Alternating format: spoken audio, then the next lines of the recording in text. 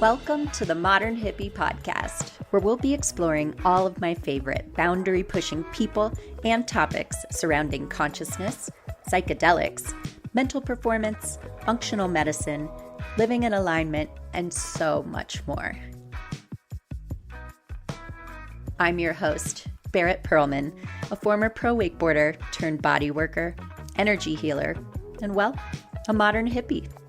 And I'm so glad you're here. Welcome back to the Modern Hippie Podcast. I am joined today by a dear friend of mine, Azul del Grasso, who is the executive director of the Mile High Psychedelic Society, as well as a Ph.D. student around 5-MeO DMT at CIIS.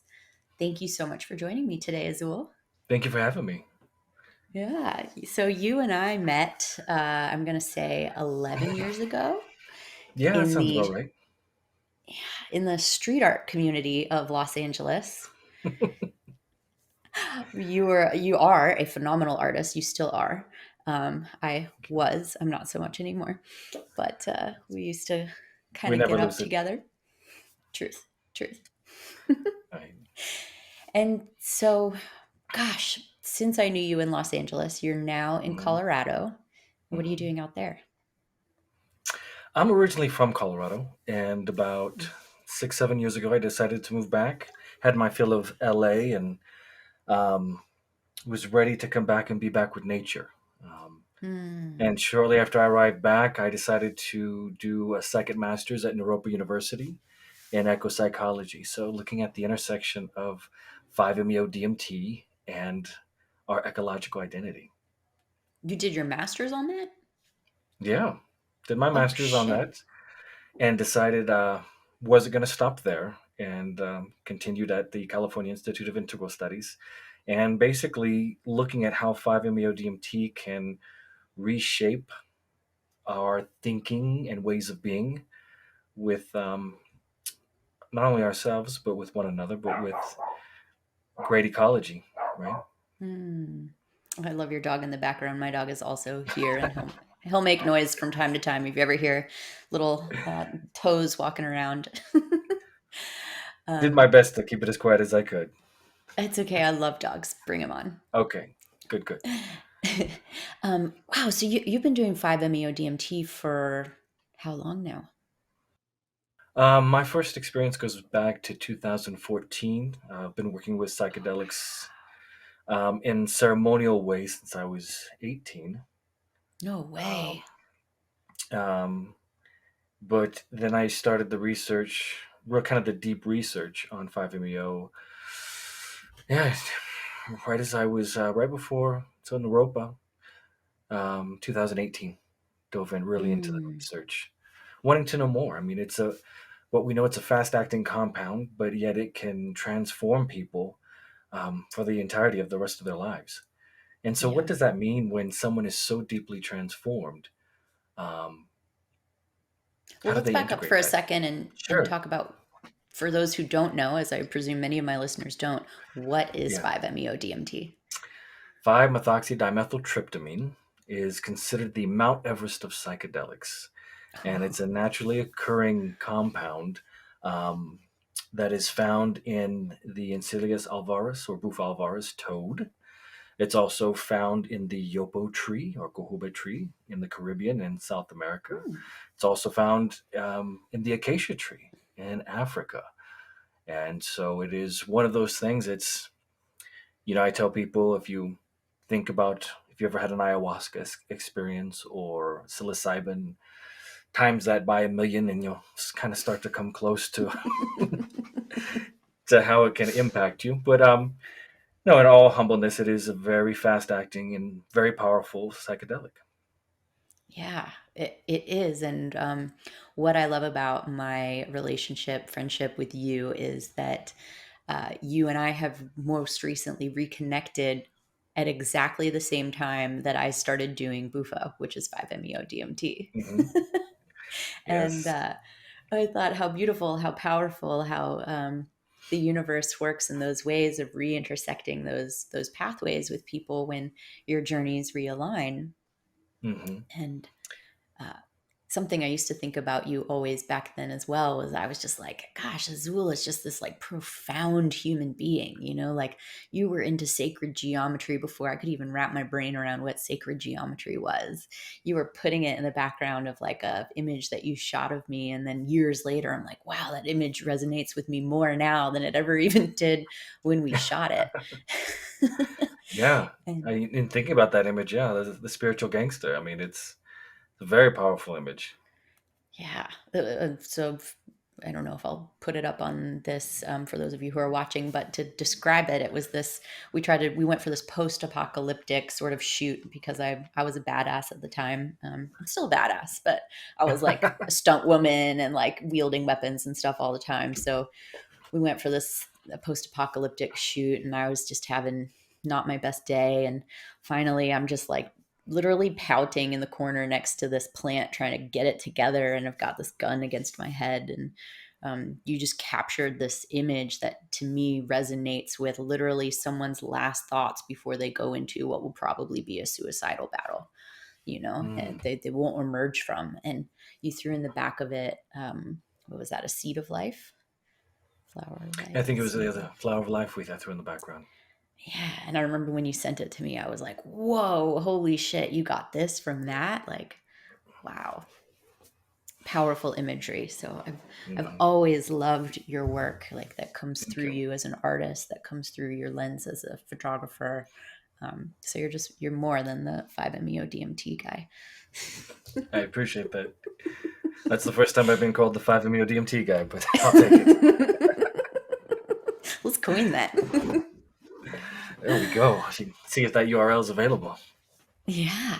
And so you started doing 5-MeO DMT around 2014. Hmm. How many times would you say you've done it now? Um, I've only done it ever in a ceremonial setting, just a handful of Mm-hmm. times. Okay. Um, and there was a big gap. Did it once in 2014 and wrote my entire thesis at Naropa, and now what has become my dissertation based off that single experience. And Mm. then have recently, in the last 18 months, gone back and sat with the medicine and seeing how it's really informing and shaping the research. It's profound. I've done it twice since you and I've done it twice now in total. And Hmm. my first experience, I mean, I talked to you before I did it. And Yes. you were like, oh, my favorite thing you said to me was that there's life before Bufo and there's life after Bufo. Hmm. And I didn't fully understand what that meant. And then I remember the day after Bufo being like, I fully get it now. There's life before, and I get it. And then the next day I felt, gosh, I feel like I'm jumping ahead in the story, but the next day I You really jump all felt over. like there is no time. It's not linear, anyways. Mm-mm. And Never has I been. truth. And I really felt like I felt that specifically the next day, like time had slowed down. I'm always kind of a person who is on a schedule. I'm really guilty of toxic scheduling, and I started to feel like I had more than enough time. And that was a Hmm. new profound experience to me. Like I just really leaned into and enjoyed everything that I was doing, and Yeah. everything was fine. And I've started to feel so connected. I remember driving to a massage client. So I did it on a Saturday, and Sunday morning I'm driving to a massage client. It's kind of raining, and I'm realizing that like I can perceptually feel all the cars on the highway around me. I can perceptually feel the clouds. I tried to connect with the water energy and make it rain.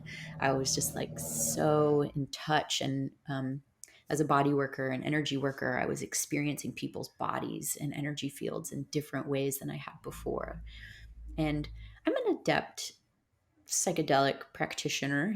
At this point, I had already Hmm. done quite a few heroic doses of mushrooms and was already practicing work with mushrooms, and had done ayahuasca a couple times and have smoked DMT, and obviously I've done marijuana and those sorts of things. And Hmm. um, but the Bufo is wildly different. It And is. why do you think that is? Well, it's hypothesized that we produce it naturally in our pineal glands. Mm, Some research is even suggesting that it's in the adrenal glands. But it is one of the few molecules that passes the blood-brain barrier instantly. So upon vaporizing and inhaling the smoke, it is instantaneous. That's why when you exhale, you are completely transported. As I say, you're transported, skyrocketed to the goddess head. Um, mm, and it was Stanislav Grof who coined that it is, the Mount Everest of psychedelics. Because it takes you right there. There's not a long. What makes it unique is, when we do MDMA or LSD or even smoking cannabis, we're waiting. There's kind of this, wait. There's this period, whether mm, it's a few minutes, it's an hour, hour and a half. The onset is what I want to say. mhm, This, it's instantaneous. I mean, DMT is also instantaneous, which is the active compound in ayahuasca or yahe. Um, but it's different. Is the best way to explain it, yeah. because it's not visual. There's under the right circumstances, it creates ego dissolution, right? So Mhm, there's no, how would you say, nimbleness or any way to navigate with the self. Instead of the self, you're all, right? So you're mhm, seeing not with your eyes, but with the eyes of all, the ineffable one. mm. I like that. And that's sort of, I think, what I call source, or the Hmm. universal energy. But really, I'm getting really fond of the term source. And I can definitely agree with you and attest that, like, my first Bufo experience, I had him give my facilitator give me a big dose. So if anyone's an experienced Bufo practitioner, I took like 63 micrograms for my first dose. And um, within like 10 or 15 seconds of holding it in, I remember I just all of a sudden felt this deep sigh escape me, like an archaic sigh almost, as I Hmm. released, relaxed, and surrendered into the universe. And it felt like all of my little cosmic parts just dissolved into cosmic Hmm. dust. And in a beautiful way, not in, there was Yeah. no fear. It was like this unconditional love came and wrapped me and Hmm. grabbed me as that was happening. And so it was like, oh, this is okay, sure, I'll just keep surrendering. And I will admit, I don't remember much of where I went from there. It Hmm. was it was darkness, but it was beautiful. And then when I started to come back to, it was still like feeling of all of the love, and I could see source everywhere. I could see the energy in the people who were there with me. I could see the love in them. I could feel the love in myself. It was profound. And Hmm. so then we used the signal we had for give me another one of those, please, and got a smaller dose as my second dose. And so then I think he gave me like a 20 microgram dose after that. And I got a chance to play a bit more in that one and just saw these brilliant orange, yellow, green waves of energy coming off everything. And I had a little bit of my ego didn't quite dissolve enough because I had a chance to be like, oh, how do I navigate in here? Can I harness my energy? How can I apply this for good to Yeah. people? Um, and I remember sort of coming out of that, and the feeling of just unconditional love was profound. And I want to stay Hmm. there forever. And and then to me, the beautiful thing about Bufo is the after effects, like the reactivations that you told me they're called. And Hmm. so a reactivation is when you basically start to re-experience the medicine. Hmm. And Without the medicine. right. And um, now you told me that that happens usually when you're falling asleep, waking up, are the most common times that that happens for people. Hmm. Are there other Yeah. times outside of that? Um, well, one, I just wanted to clarify. So you did the Bufo back directly from the toad. So you were talking about the 63 and then the 22.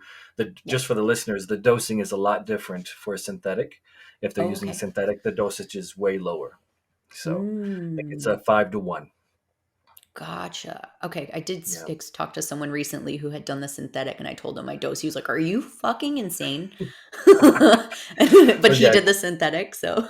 yeah. Just to clarify for the listeners, reactivations are quite unique, and it's something that I've experienced, and I want to say it's what we estimate is maybe 10% of the population experiences. Oh. Um, who does the medicine. That's something that's very unique to five. That's not something, Mm, people might have, LSD flashbacks or this or that, but nothing like reactivations with five. Um, I have heard under circumstances stimulants, right? So mm, coffee, doing other psychotropics right after 5-MeO. I know for me, it shifted my relationship with psychedelics completely. And so anytime I am in ceremony, whether it's with ceremonial cannabis or whatever, I have reactivations of five. mhm. Um, that's my personal experience with it. And there's some people who, when they're around another person who's done the medicine, whether they know each other, can get reactivated, which is a unique Oh. phenomenon. Oh, that would be fun.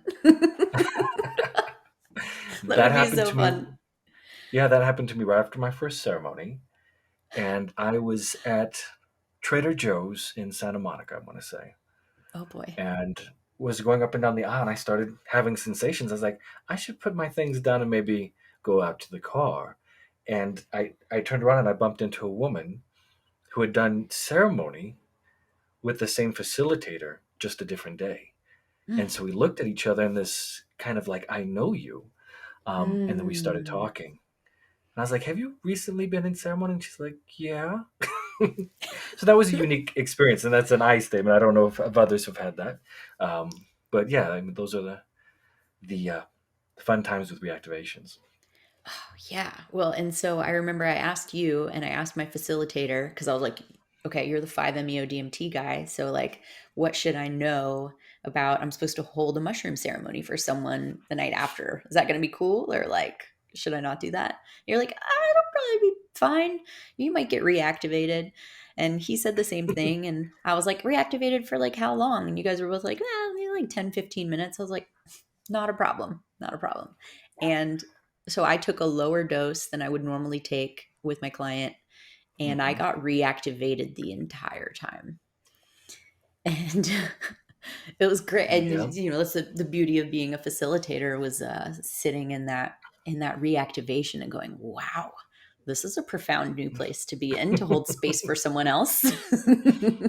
And Yes. a little selfishly being like, I just want to go play in this because whoa, it was Hmm. like half of what I experienced on Bufo and then just consistently. And so it Yeah. wasn't mushrooms how I knew mushrooms. It was like mushrooms were now Bufo. And Yes. yeah, and so I sat with my client and it turned out not only was the reactivation stronger than the amount that I took, but it also was lasting longer. So by the time he was done with his trip, I was still exactly where I was 2 hours prior. And Mm. so I was like calling his ride to come and get him. And then I was kind of like, I'm going to take more because I don't know when this is going to end. And I need to sit in this. And I had just the most amazing downloads. And um, God, I got to play with the fabric of the universe and get these beautiful messages from Source about Hmm. teaching me these important life lessons, including, there's no such thing as death. There's just energy transference. And it would sort of Yeah. show me in the air how this bit exists and now this bit doesn't exist. And this is the veil of what you can see. And here's what's right behind the veil. And it's all cyclical. And I was like, oh my God, every time I take Bufo now, I have to take mushrooms like that night so I can sit in the reactivation. Yeah. Well, it's interesting you said it because it's all energy, and there was a time when a reporter asked Albert Einstein, if he believed in life after death, and he says, "Well, of course." He goes, when you're in a room and you turn off the light in the room, what happens to the light particles that are on the wall? So it gets absorbed, Mm. just transfers. Mm. Oh, I love that. I Yeah. love that.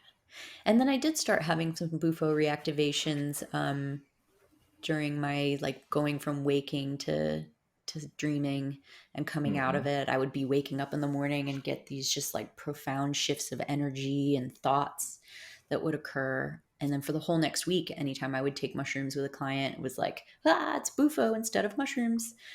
And super, super fun. Well, we know that's another thing that can reactivate the experiences. High dosage, people who take melatonin to help sleep at night. Mm, And then when it naturally occurs, it's that release of melatonin as we're sleeping. interesting. Um, so there's, there's science behind it and people are researching it. Um, but it's interesting how that just happens. Yeah. What I also found interesting was oops. Oh, I just hit everything. Um Podcasting basics.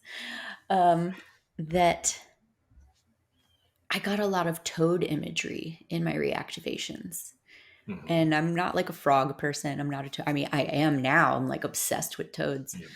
And but they kept coming to me and flashing to me, and then during my first mushroom massage that I was giving afterwards, I was drawing upon this different energy than I usually do. And it was like very earthly and very in touch with natives of this land. And um, it was so profoundly grounding in a way Hmm. that normally I'm trying to be up in the clouds. And this was just so grounding. Hmm. Do you notice a difference in people's experiences afterwards between synthetic and like toad based 5-MeO DMT? Well, that's the big debate that's taking place right now is, what are we doing to conserve the land where the frogs are, which is northern Sonora, southern Mm-hmm. Arizona. Um, some people say it's the because within the bufo toxin itself, you're not just getting 5-MeO, which I just reading recent a report that it's 30 to 45% of the toxin is 5-MeO DMT, but there's other alkaloids in there. There's also toxins from the toad. Mm-hmm. Remember, this is how the toad defends itself, right? Mm-hmm. Um, very low amounts of bufotenin. But imagery of the toad or things of that nature, well, going into a ceremonial space from something that's been derived from toad, I think there's, speaking to your dreams, that's could be a biological connection there that informed, or knowing that you were having the toad could also inform those dreams. I think when we look at the outcomes with either bufo or synthetic, they're the same, right? Mm. They're very profound. Um, as an ecopsychologist, I'm concerned about the conservation of the toads, and also respecting the um, rights of self-determination with the Siri and the Yaqui in northern Mexico, southern Arizona. How do we Mm. respect those lands? How do we not appropriate and come in right relationships? So I am an advocate of the synthetic because it's going to take the individual to the outcome, the same outcome Mm-hmm. that is needed. As far as the experience of it, having smoked bufo, it's very earthy. Um, there is that earthiness to the taste, I guess I could say, versus synthetic, where there's a very distinct smell that is Mm. 5-MeO, but again, the outcome, it's taking people where they need to be, whether it's naturally derived or synthetic. So there's a different distinct taste in the synthetic than there is in the bufo. Yes. Oh, The other thing interesting. about the synthetic is, then this is the other thing, right? When we're thinking about bufo, is how much of the medicine is the individual actually getting, right? If there's a mixture Mm. of um, chemicals from the toad, the toxins, etc., versus the synthetic, we can precisely measure the dosage that we're giving, or that someone is taking, right? Mm. I can Yeah. see how that would be really helpful in therapeutic settings. Hmm. Um, I mean, I guess ceremonial as well, but are you usually trying to get people to this like profound experience space? Or are you trying to get them to like a minimum required dosage that for an experience? I think facilitators who are coming in right relationship with the Hmm. medicine, it's not everyone needs an ego dissolving experience every Yeah. time. I think for those facilitators, they should be mindful. of how they're doing their intake. What is the outcome? What is the end game intention? I say setting, intention, and integration. And I think with 5-MeO, there needs to be focal points on all the above. Like, who are you sitting with? What are their Mm, ethics? There's a great uh, informative group out there called the Conclave, who has on their website ethical practices, what you need to look for in a facilitator, what are kind of the questions you should ask, ethical guidelines for people who are hmm facilitating. Um, but I really emphasize, integration is the biggest thing when it comes to 5-MeO. I mean, I did a dose in 2014 and resulted in a thesis that I published at Neurobiology University in 2020, right? Oh, wow. Um, so it's how we integrate it. And one of the things I always like to say is it was Alan Watts who said, when it comes to thinking about the psychedelic experience, a scientist doesn't keep his eye on the microscope. He looks for what he needs to look for and then goes away and, you know, does his work. And I think that's the Mm, same thing about psychedelics, especially 5-MeO, is you go through the wormhole to source, and then you don't necessarily need to stay there. You need to integrate it. And I hmm think integration also looks different for everyone as well. Yeah, and that's a great concept I've been playing with since I just got back from a week in the Amazon doing ayahuasca in Mhm. Peru, and did some other plant medicines while I was gone for a whole month in Peru. And I've been toying around with this how to best describe integration to people, because I think until you Mhm. get to the place where you're working with psychedelics, it's a tough thing to wrap your brain around. And even then, I encounter a lot of people who are like, "What's really integration?" And to me, it's the playing back of what happened. It's the continuing Mhm. to look at and analyze what came up, and how each day you can have a new understanding about that experience. Yeah. So, for instance, my second Bufo experience was not as glorious or as wonderful as my first one.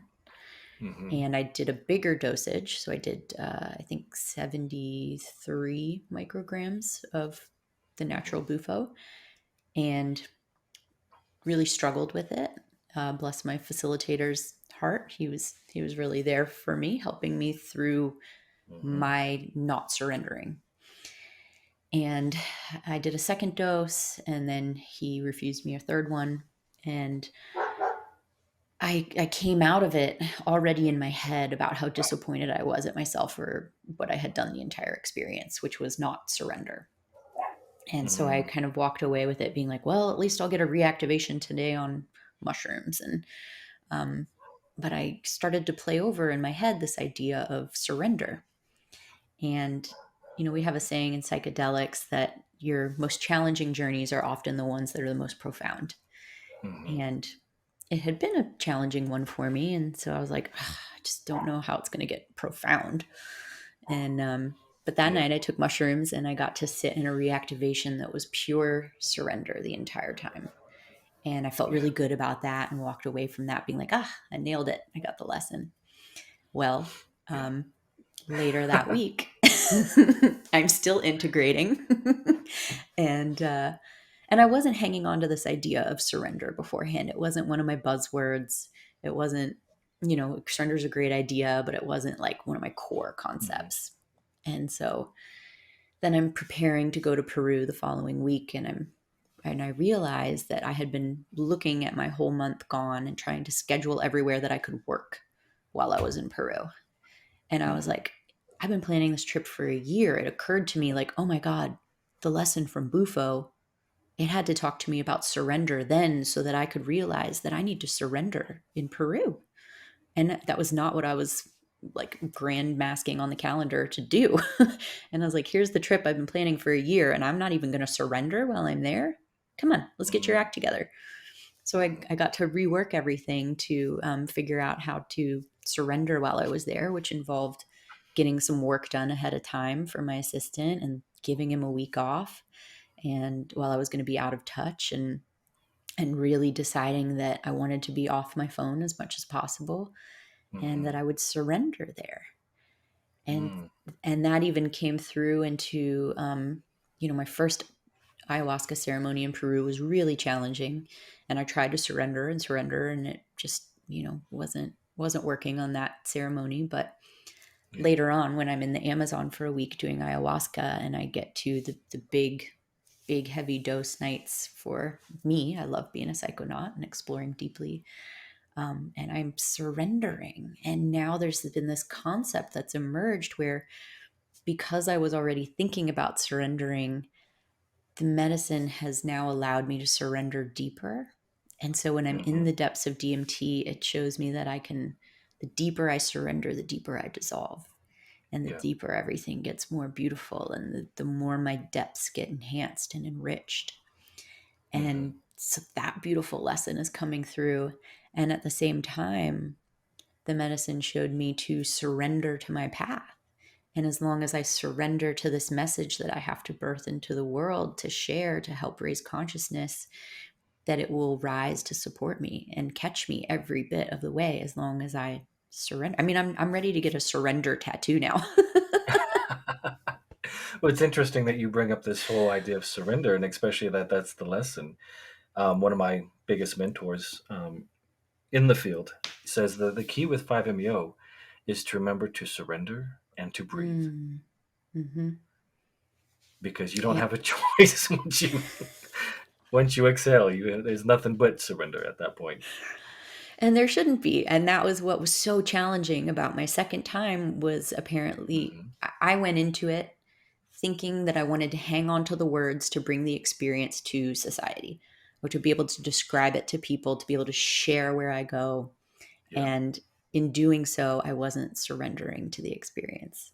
And Hmm. so I had challenges breathing, and I had challenges letting go. And um, yeah, and so now it's been this profound carry through, that a month and a half later, I'm like, Jesus, surrender, that I learned on the challenging Bufo ceremony, is one of the most profound lessons I've learned this year. Yeah. And it's all because Bufo, and it was hard that time. Yeah. Yeah. Of course. And I think when I as I'm doing my research, and I think it's more and more apparent as I talk to people, especially about their experiences, is a lot of times people are looking for these messages that we can bring to the world, right? But Mm, then with five, it's what, because it's very, five is very personal. Um, it is, how is this going to transform me and how I show up in the world, right? That's the message, right? That's how we mm, bring the message to the people, is how are we showing up with our authentic selves in the world after the medicine, right? mm. Yeah, I love that. And it does, it brings out this authentic richness in you. At least it has in me. And Hmm. one of the other things I can attest to from doing the actual toad venom was that it changed some of my chemical compounds in my body for a couple days. Like, my skin got more moist, and I literally can't explain it. Like, so that night I did the reactivations with the mushrooms, I must have slept like an hour and a half before I had to be up to just start the day. I had to work the next morning, which was poor planning on my part. Normally, highly suggest give yourself a couple days to like integrate and not have Absolutely. responsibilities. Hmm. But it was my only client that day, and I was like, I can handle it. But I woke up after an hour and a half of sleep, and I looked sprite. I Hmm. looked like my client thought I'd gotten 12 hours of sleep the night before. My energy was full. I felt fresh. My face Hmm. was just like perfect complexion. And I'm like, how? Like, it literally didn't make logical sense in my brain how I felt so good that day. And Yeah. Well, yeah, when we look at the neurobiology of it, right? Whether it's DMT, the active compound in ayahuasca and yahe, or 5-MeO, we know that when we partake in the ceremonial use, it's also neurobiologically creating new neural pathways in our brain, right? And mm, so it's allowing us, if we're looking at trauma, it's allowing us to rethink the trauma, to release that trauma, and to have new ways of seeing and being in this world. So that afterglow, right, is really because something neurochemically is taking place. mhm. What are some of the shifts for you personally that you've experienced because of Bufo? or Mm. 5-MeO DMT? Mm. You know, going that first ceremony, and I allowed myself like 4 days of integration afterwards, which I'm grateful that I did. Oh, good for But you. in my afterglow, I really set with the experience of source, but not only as source as separate, but source that I am part of source, and that we're all Mm, source or god or goddesses experiencing ourselves through the interacting with one another. And so in mm, that deep, profound experience of love, I had a moment where I was able to think about the abuse I went through as a child and mm. find a space of forgiveness to the individual who abused me for 7 years of my childhood. And so Wow. that was what, when I was able to say, I forgive them, I knew that I had the experience of love that I had within the experience of five. I knew it was going to transform me forever. And that was the day after. And since then, it's really given me the language to think about how I show up in the world, how I bring my gifts to the world. Um, Dr. Wayne Dyer was a great inspirational author, and he wrote this line. He says, "Don't die with the music still inside you." Mm. And I think when we allow ourselves to show up in such an authentic way, we're bringing our music to everyone. Ah, I love this, spoken like a true artist. Yeah, I love I might that be very way. academic heavy, but I'm still a creative. As it should be. I mean, how beautiful to show up in the world with both sides of your brain firing heavily. Oh, it does.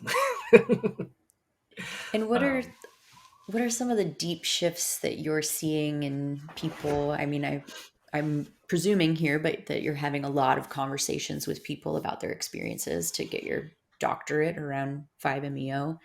What are other people are yeah. experiencing that's really profound? We know that, the studies are showing that a lot of folks are coming out having an experience of mystical experiences, that their relationship with nature is, for a large portion of people being surveyed, that they have a deeper connection with nature.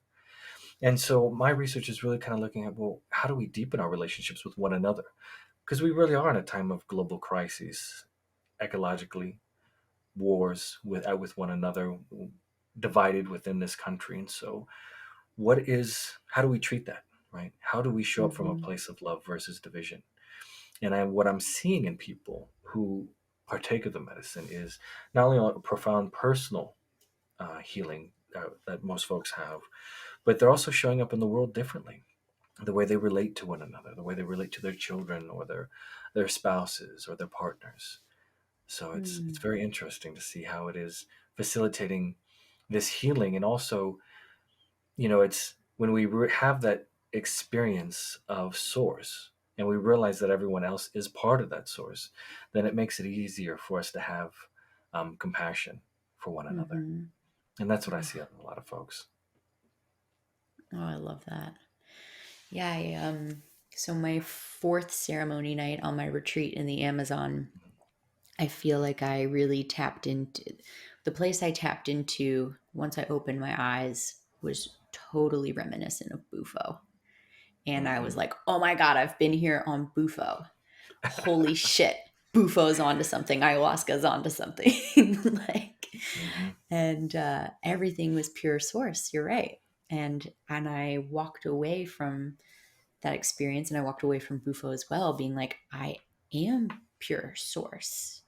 Like, I Hmm. don't know why I was always like, oh, the universe is doing this, the universe is doing that. Like, I now feel like I'm a creatrix of that, not just through manifestation, but through Hmm. literally being able to put my fingers on the pulse and the heartbeat of source and everything and going, make this, please, from a place of Hmm. light and love, make this. And Hmm. watching it manifest and create and show up in the world, it's a whole new place to be operating out of if we're Hmm. all pure source. Yeah. How many people do you think have done Bufo, 5-MeO DMT worldwide? What are the numbers, in the tens of millions, hundreds of thousands? Yeah, I mean, I would love to know that. I think it would really inform my research. We definitely we've seen a spike in curiosity and usage, especially after Mike Tyson came out and talked about his toad experience as one of the Mm. reasons why he got back into the ring. I don't know, not necessarily the best spokesperson, but it brought light to it. Um, but I honor anyone's healing journey. So definitely when as celebrities talk about their experiences, um, I think Hunter Biden in his book talked about how Toad helped him get sober, right? And Oh, so we have a wow. lot of these people in the media sphere who are talking about their experiences, and so it's sparking curiosity. I mean, I would assume it's in the tens of thousands. I wouldn't know if it Mm. was in the hundreds of thousands. Okay. Um, and again, that would just be me speculating based on how much I see Phi being represented in the media a Yeah. year ago versus 10 years ago. Okay. Yeah, my facilitator also, I believe, got sober with the help of 5-MeO DMT. Hmm. Around, well, you actually know my facilitator, and which I loved because as you and I connected, and you were like, "Who are you going to do it with?" And was like, "You live in Colorado, I live in California." What, seriously? And I told you who you were like, "I know him, I love him." And I was like, "You're in great hands." And I was like, "Oh, cool. Yeah. What a No, small again, world." that goes back to being a little protective, but I think it's important to know who is facilitating, what is their background, Hmm.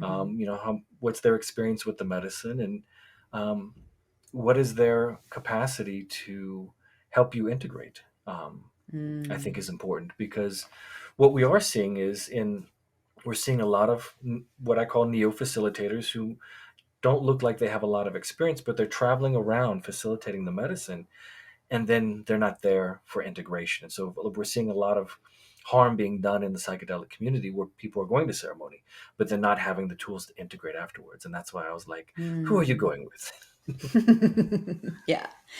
And I feel pretty blessed. Like I'm pretty able to integrate on my own. I help people Yeah. integrate.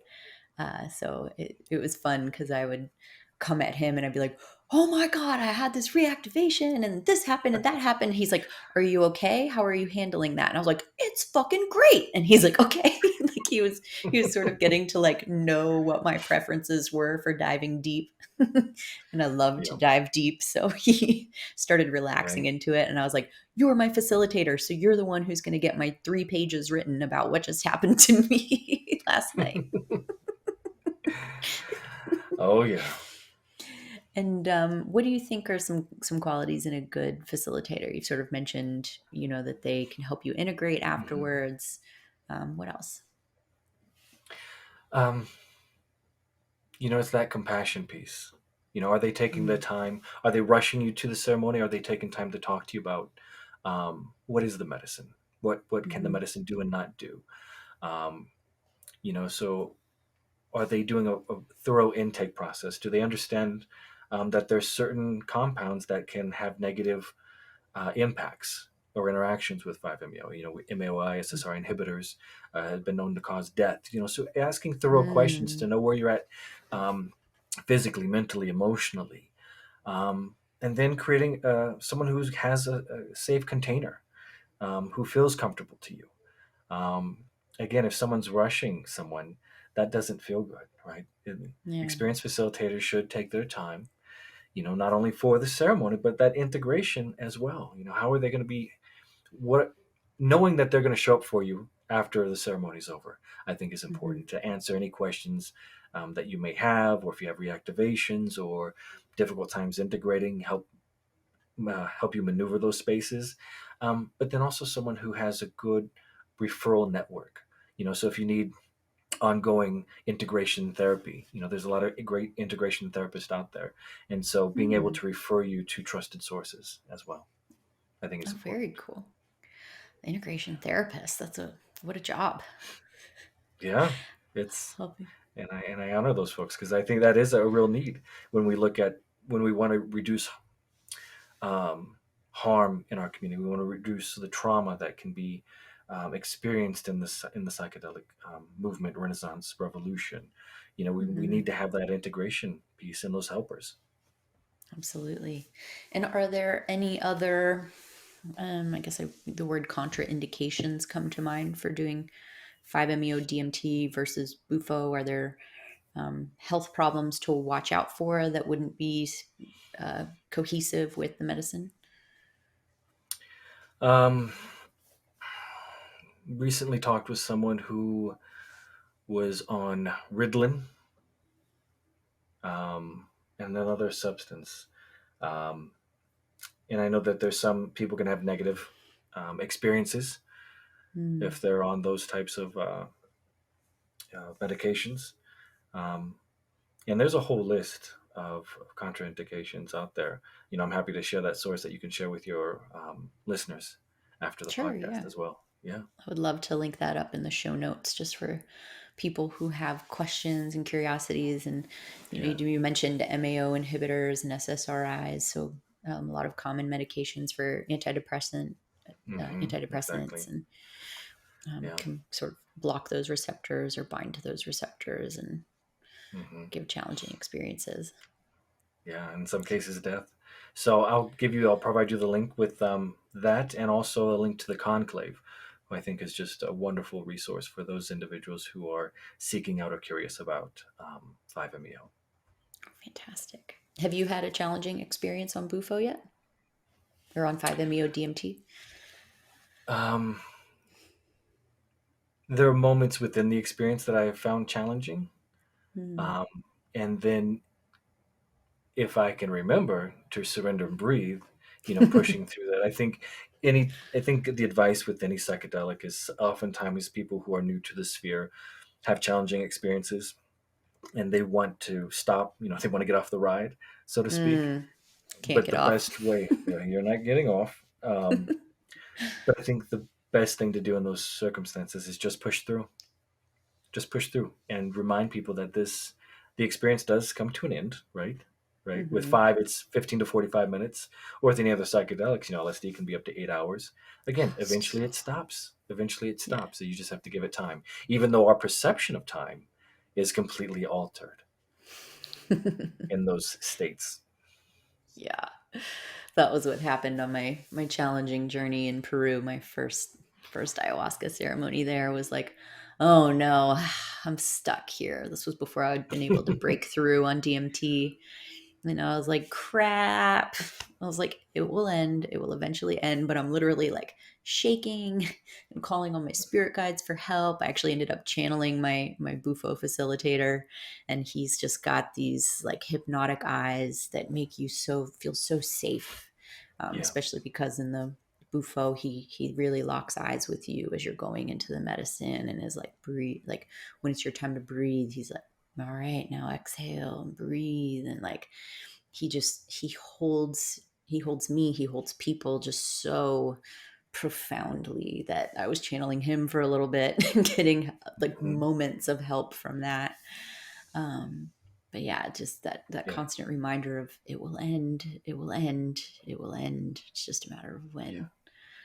Um, yeah. And I think when we in those states, we need to properly prepare ourselves for the psychedelic experience, right? I mm, personally, I tell people that, hey, I'm going into ceremony. And so if I need to energetically call on you, will you hold that space? mm, And so in those challenging moments, my practice has been, okay, I'm in this space. Oh, but I have a light keeper who I told, mm. who's holding space. And so I found that for me brings warmth and comfort and can actually help me push through those challenging moments. I like that, actually asking them ahead of time. Yeah, asking them, just say, "Hey, I'm going to the ceremony. Uh, would you mind creating an altar, lighting a candle, just keeping me in your thoughts as I go into the space in case I need your energy, or I need thoughts of your support." Yeah, How beautiful. yeah. Gosh. What are some of the other psychedelic medicines that you've partaken in, and what have your experiences been like? Oh, again, it's before five and then after Mm. five, right? So, before 5-MeO and then after 5-MeO. I had wonderful psilocybin experiences before. Five, and Molly, and MDMA. I should say, in LSD, particularly at Burning Man, and Mm. or being in ceremony with family, or whatever the case, they were always wonderful. After five, I found like I am more conservative when it comes, because it doesn't matter what I use, whether it's cannabis or LSD or MDMA, I have reactivations of five.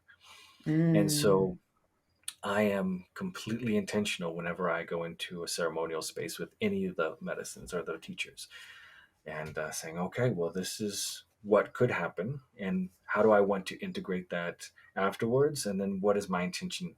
Even if it's recreationally and my intention is just child's play, I Mm. always set that intention. Um, but yeah, I've worked with LSD.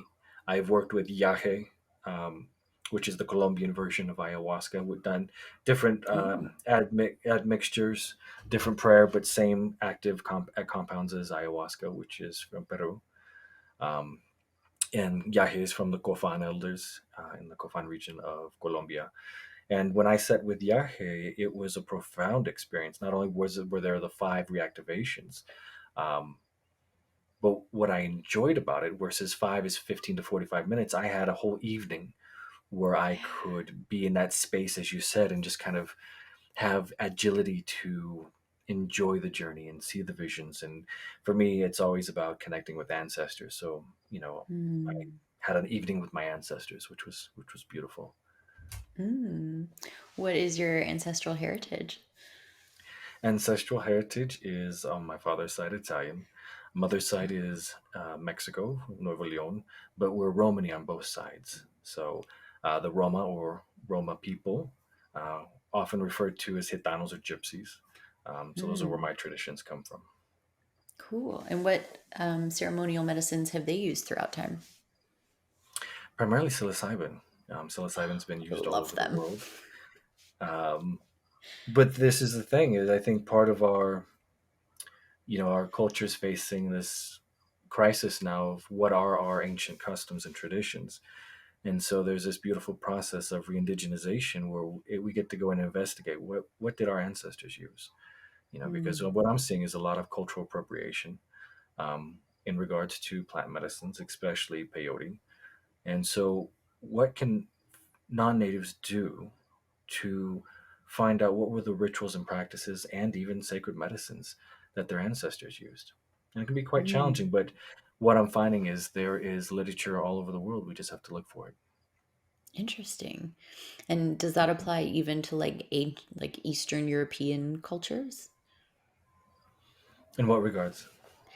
We know Um, that psychedelics were used all over the world. yeah, yeah. No, I'm thinking like straight white people from like England, you know? And my ancestors are predominantly like Polish, Ukrainian. Hmm. And not that I've actually done any digging into that heritage, but I don't know. Do you know? I guess I'm just asking. Do you know? Well, I don't know for you specifically, but I know we do know that there are writings that talk about the ancient use of psilocybin throughout all of Europe. Yeah. It's one of the great things about the mushroom. It is found everywhere. Been used by Mm. everyone all over the world. Um, and when we look beyond our colonial past, we can start looking at those writings and those ancient um, customs and traditions. There's a wonderful researcher, Dr. Tina Fields, who is a professor at Naropa University, who wrote an entire article on what it is with Celtic shamanism, or Mm. Celtic rites of passage and traditions, going back and looking at that. And so there's people doing the research. It's just about connecting the dots. Interesting. Do you think psychedelics and plant medicines are just like a great key to healing the world, healing consciousness? Yeah, I always start from, and I tell this to everyone: psychedelics are not for everyone, Mm. right? And we need to acknowledge that and honor that, right? That psychedelics are not for everyone, and that there are many other modalities that will help people process their trauma.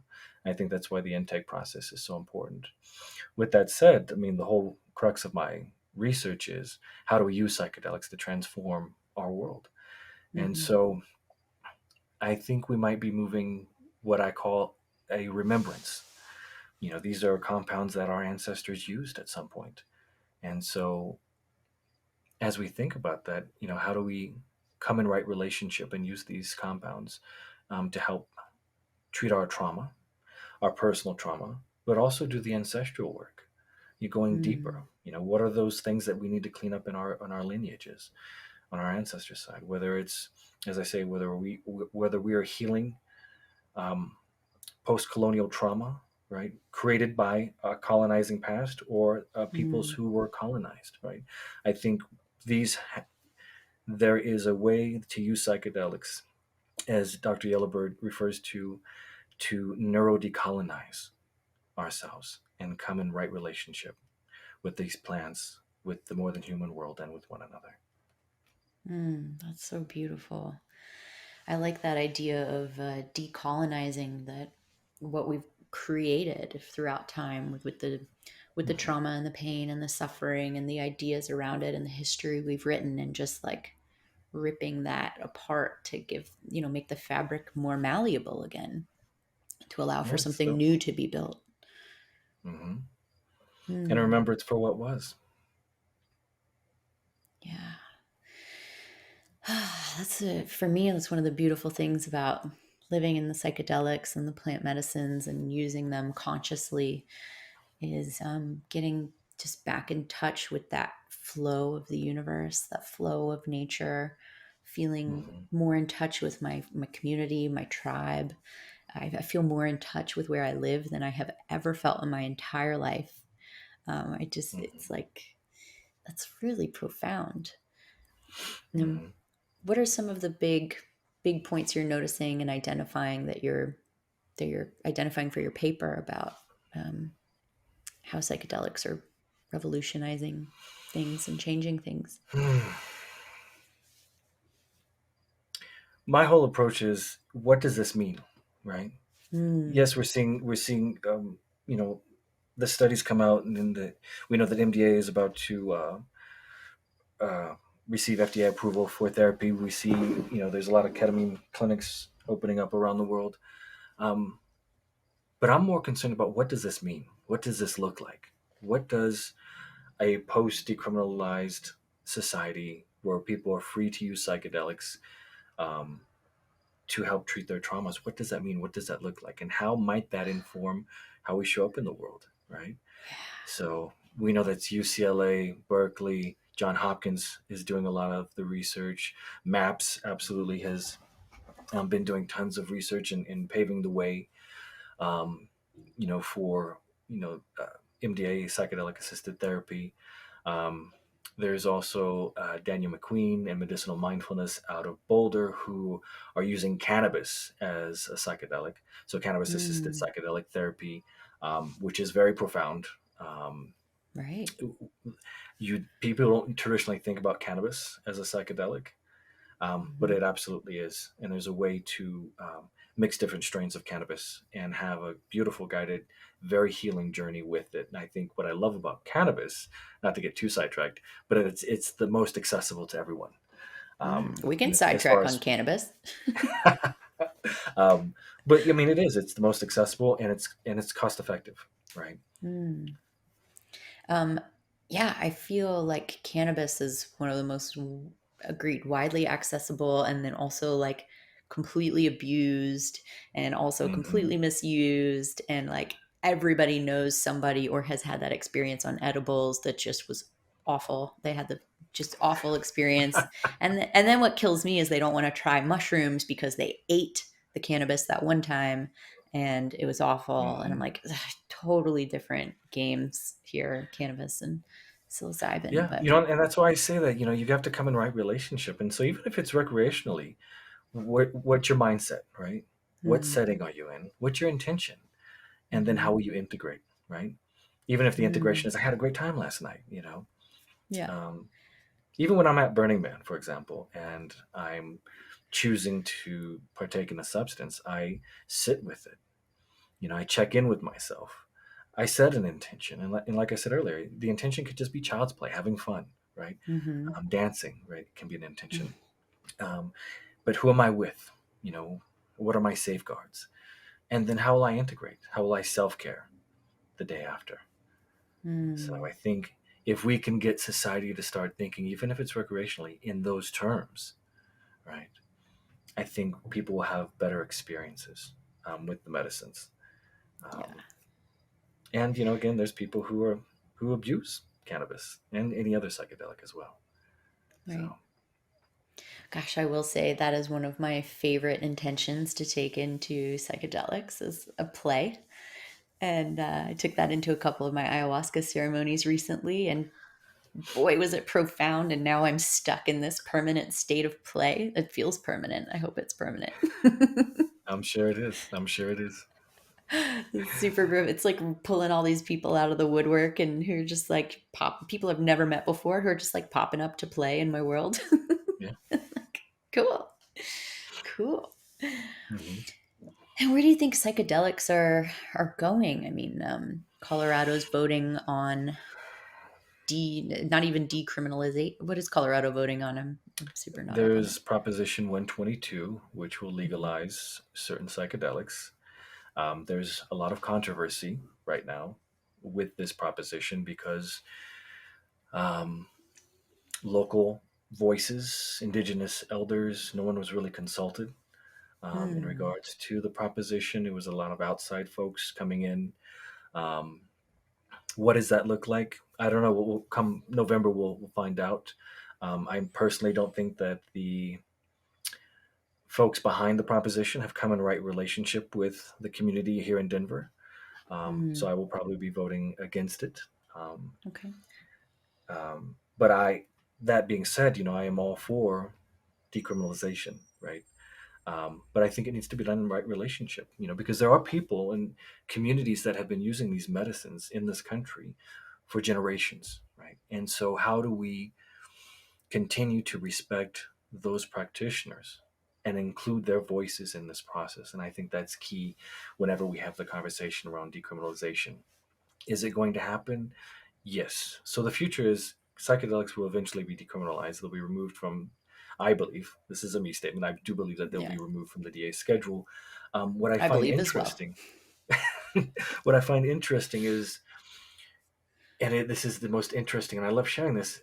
Recently, about 3 or 4 months ago, you had Dan Crenshaw, who's a Republican from Texas, and AOC, Democrat from New York, come together and draft language for the National Defense Fund Reauthorization Act, which is going to be Hmm. voted on this fall. And in that language, legalizes psychedelics for the use in Hmm. active veterans to treat PTSD. Oh, And I think that's very important, especially when we look at the numbers of suicide rates amongst our veterans. It's one a minute. And so in seeing that these two sides can come together, draft language, and think about psychedelics to treat our veterans is phenomenal. And I think that's a good example where we can show up in right relationship, even if we have disagreements.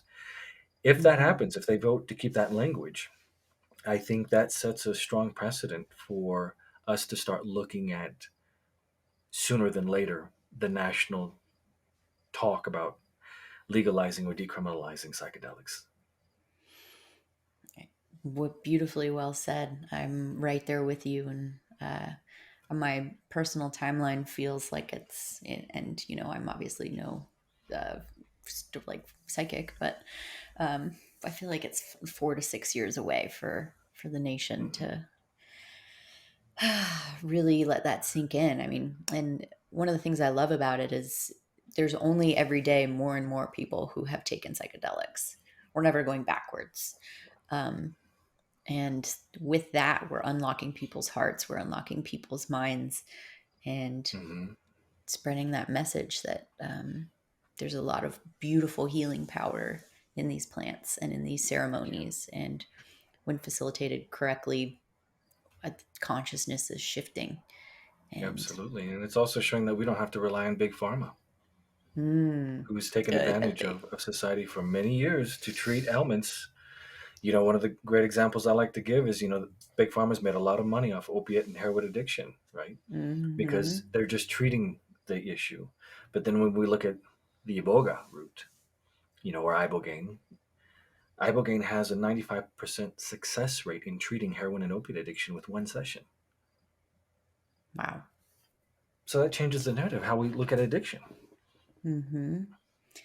Yeah, and if you can treat the root causes behind addiction, it's usually some trauma that could use healing. Like Yeah. you heal that, you attach people back to feeling source and feeling love and feeling light, and becomes a whole new world for a lot of people. It does. And I say, when we set that intention, it's just not we're not treating the why, right? We want to treat the why behind the why behind the why. Mm, yeah. Fuck Mhm. yes to that. Absolutely. Well, Azul, thank you so much for joining me today. How can my listeners No, thank keep you for up having with me. you? How can they keep up with me? That's a great question. I have a blog where I talk about where I publish some of my research and talk about my journey as a PhD student. It's called superpapa.com. Cool. And there's a fun 5MEO story behind why I chose that URL, which I'll share offline. But Oh. yeah, it's just a blog where I publish things, everything from, how do psychedelics inform visionary art process. So I take a deep Mm, dive at psychedelics and the work of Alex Gray, and I give tips for people who want to pursue a PhD, and then I also talk about the concept of ecopsychology and the intersection of psychedelics as ecopsychedelics. So using psychedelics mm, to reconnect us to nature. So yeah, cool. I keep a lot of great topics on the website, and people can follow me there.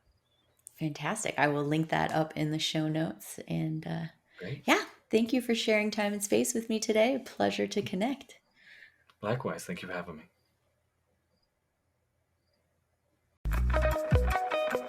Thanks so much for listening.